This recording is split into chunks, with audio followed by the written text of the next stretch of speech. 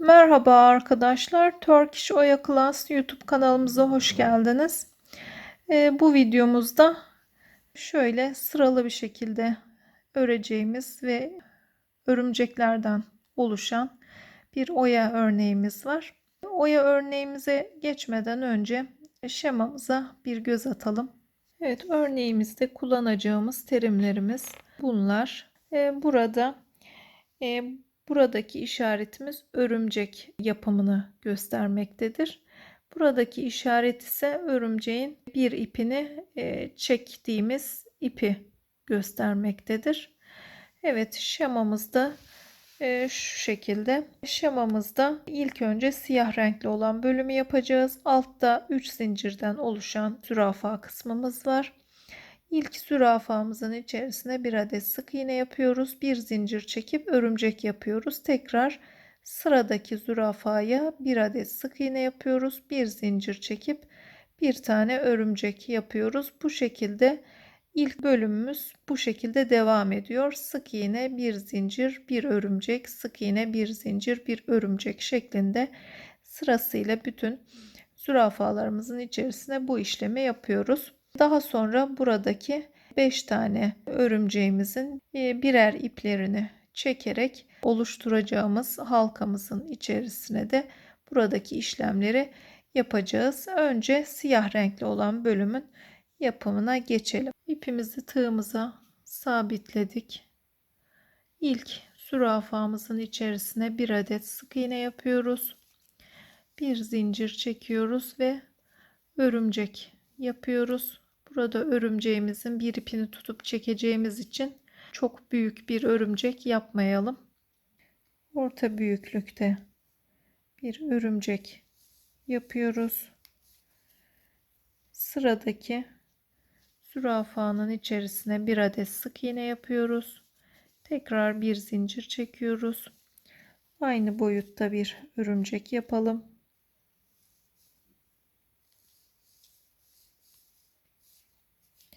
Sıradaki zürafanın içerisine bir adet sık iğne yapıyoruz. Tekrar bir zincir çekiyoruz ve yine aynı şekilde örümcek yapıyoruz. Sıradaki zürafaya bir adet sık iğne yapıyoruz. Bir zincir, bir örümcek. Tekrar bir sık iğne yaparak bu şekilde bu sıramızı örümcek yaparak devam ediyoruz. Örümceğimizin öndeki ipini tutup çekerek bu şekilde öndeki iplerini tutup çekeceğiz ve 5 tane örümceğimizin içerisine motifimizi yapacağız. Evet, alt bölümümüzü bu şekilde örümceklerimizi yaparak tamamlıyoruz ve şimdi örümceklerimizi içerisine üstteki motifimizi yapalım. Üst bölümün şemasına bir göz atalım. Evet, üst bölümde başlangıç noktamız burası.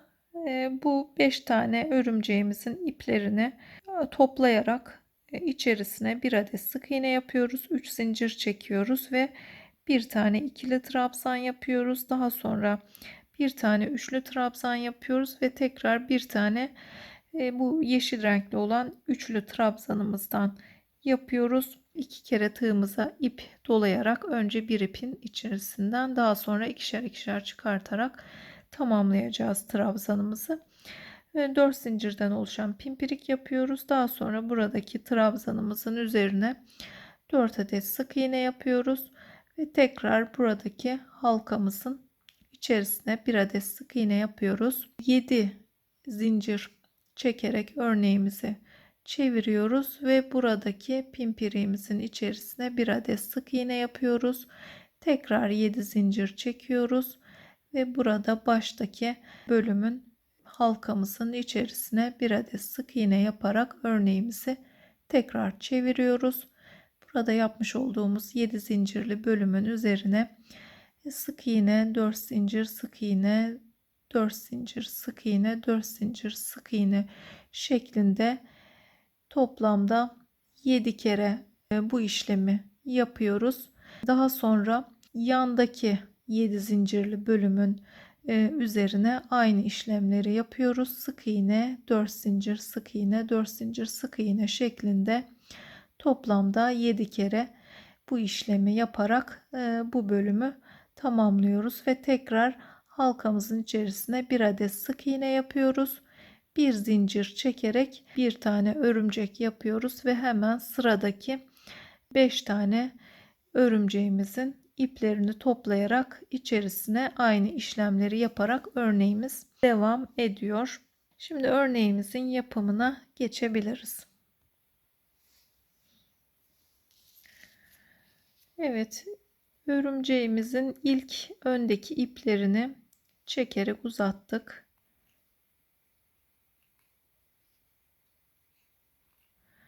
Beş tane örümceğimizin iplerini topladık ve içerisine bir adet sık iğne yapıyoruz.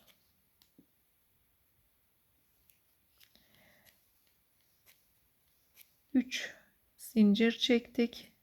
Bir kere tığımıza ip doladık ve burada oluşturduğumuz halkamızın içerisine yapıyoruz bu işlemlerimizi. 2 çıkartarak tamamlıyoruz trabzanımızı. Tığımıza 2 kere ip doluyoruz. Yine aynı halkamızın içerisine girerek ikişer ikişer çıkartarak trabzanımızı tamamlıyoruz. 2 kere ip doluyoruz. Yine aynı halkaya girerek önce bir ipin içerisinden daha sonra ikişer ikişer çıkartarak trabzanımızı tamamlıyoruz. 4 zincirden oluşan pimpirimizi yapalım.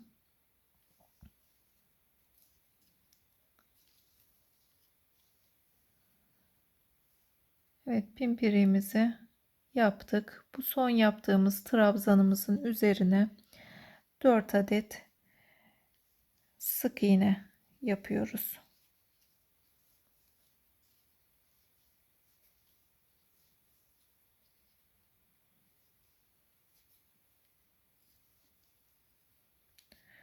Dört adet sık iğne yaptık bu şekilde. Tekrar halkamızın içerisine girerek bir adet sık iğne yapıyoruz. 7 zincir çekelim.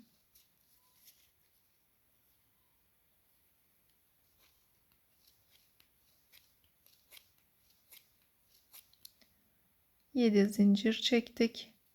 Örneğimizi çeviriyoruz ve burada yapmış olduğumuz 4 zincirden oluşan pimpiriğimizin içerisine bir adet sık iğne yapıyoruz.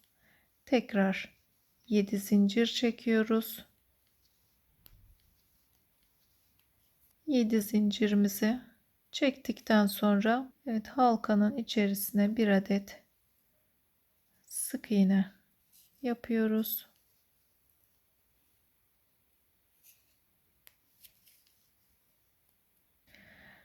Örneğimizi çeviriyoruz.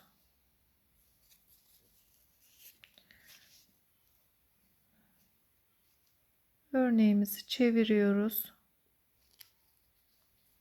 Burada oluşturduğumuz 7 zincirin içerisine bir adet sık iğne yapalım.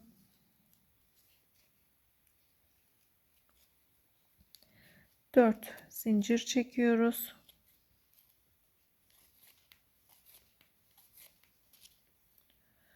Sık iğne yapıyoruz. Evet, 4 zincir sık iğne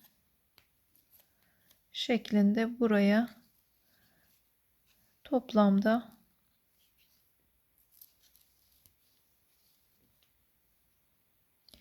7 kere bu işlemi yapacağız.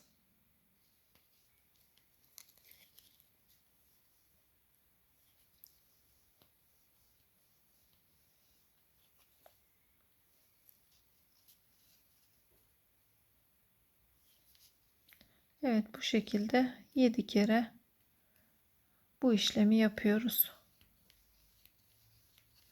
4 zincir, sık iğne,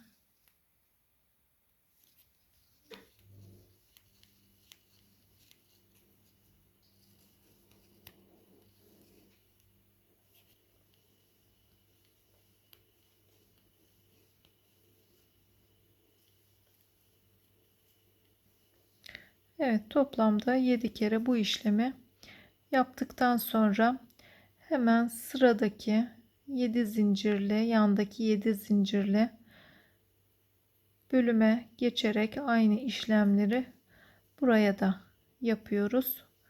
Buraya da bir adet sık iğne yaptık. 4 zincir çekiyoruz. Bir sık iğne yapıyoruz. 4 zincir, bir sık iğne şeklinde toplamda 7 kere bu işlemi yapalım.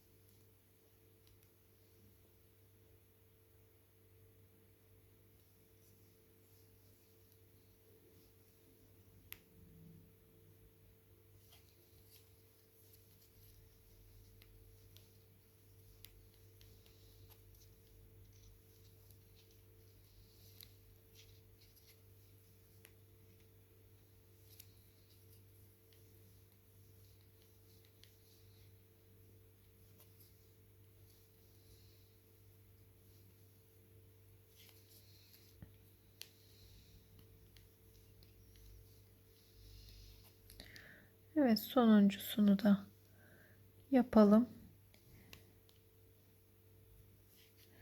Bu şekilde tamamladık. En sonda tekrar halkamızın içerisine bir adet sık iğne yaparak bir zincir çekiyoruz.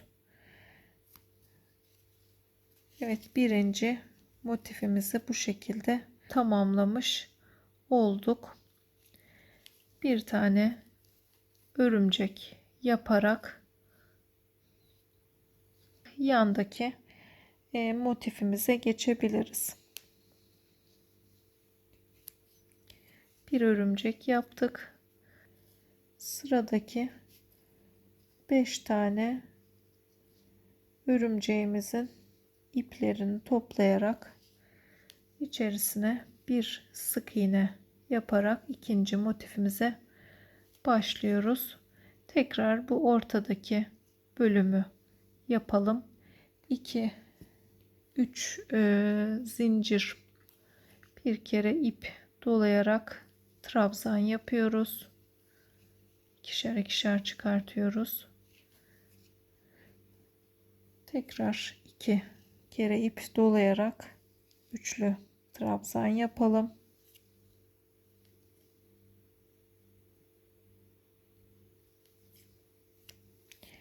Tekrar 2 kere ip doluyoruz. Önce bir ipin, daha sonra ikişer ikişer çıkartarak üçlü trabzanımızı tamamlıyoruz. 4 zincirden oluşan pimpirik yapıyoruz. Buradaki trabzanımızın üzerine 4 tane sık iğne yapıyoruz.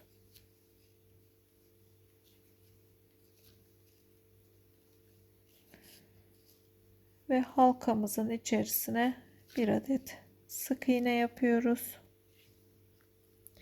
7 zincir çekelim.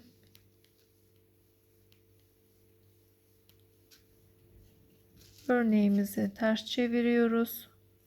Burada yapmış olduğumuz pimpiriğin içerisine bir adet sık iğne yapıyoruz. Tekrar 7 zincir çekiyoruz. Halkamızın içerisine bir adet sık iğne yapalım.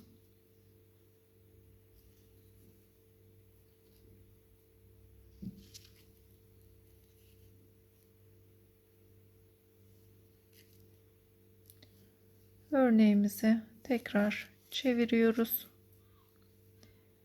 ve buradaki 7 zincirli bölümün içerisine bir adet sık iğne yaparak 4 zincir, bir sık iğne şeklinde toplamda 7 tane yaparak burayı tamamlayalım. 4 zincir, bir sık iğne şeklinde toplamda 7 tane yapacağız. Evet, toplamda 7 tane 4 zincirden oluşan pimpiriklerimizi yaptık. Yandaki 7 zincirli bölüme bir adet sık iğne yaparak geçiş yaptık. 4 zincir çekiyoruz. Bir sık iğne yapıyoruz. Buraya da yine aynı şekilde 4 zincir, bir sık iğne yaparak toplamda 7 tane pimpirik oluşturalım. 4 zincir, bir sık iğne şeklinde burayı da tamamlayalım. Evet, buraya da 4 zincirli bölümü tamamladıktan sonra halkamızın içerisine bir adet sık iğne yapıyoruz. Bir zincir çekerek örümcek yapalım.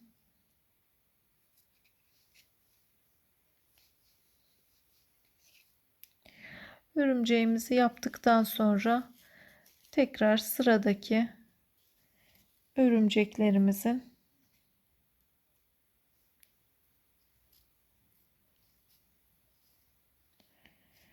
iplerini çekerek halkamızı oluşturuyoruz ve bir adet sık iğne yapıyoruz.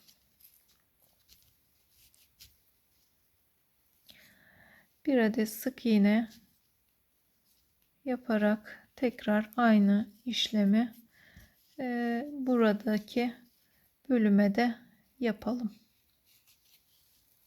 Evet, örneğimizi bu şekilde tamamladık. Örneğimizin yapım aşaması bu şekildeydi. Bizi izlediğiniz için teşekkür ederiz. Bir sonraki videomuzda görüşmek üzere.